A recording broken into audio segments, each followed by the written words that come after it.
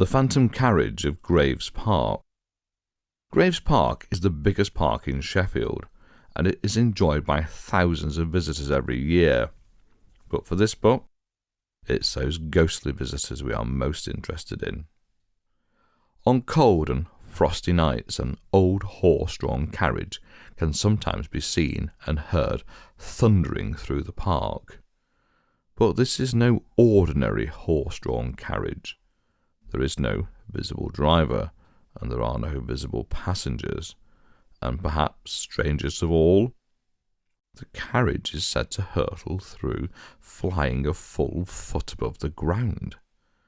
The carriage appears on the path near the cafe, then rushing down towards the old boating lake and fish ponds, before finally veering off towards Norton House, where it is said to screech to a halt. On the very coldest of nights, the phantom horse's hoofprints can even be seen on the ground, despite the carriage said to be flying above, whereas on other nights it can only be heard rather than seen. No one knows when it was first sighted. The earliest reports predate Graves Park itself by decades, nor does anyone know who it is that might be travelling inside the carriage.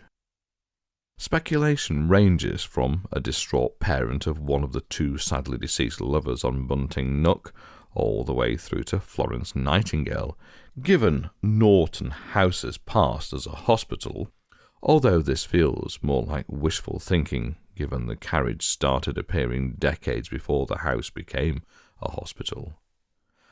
All we know is that on the coldest of nights, if you're feeling particularly brave or perhaps foolhardy, you can head into Graves's Park, and, if the moon is right, you too might just catch a glimpse of the phantom carriage of Graves Park.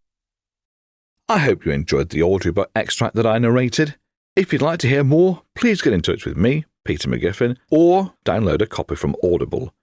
To hear more samples, please head over to my website at www.petemcvoices.com.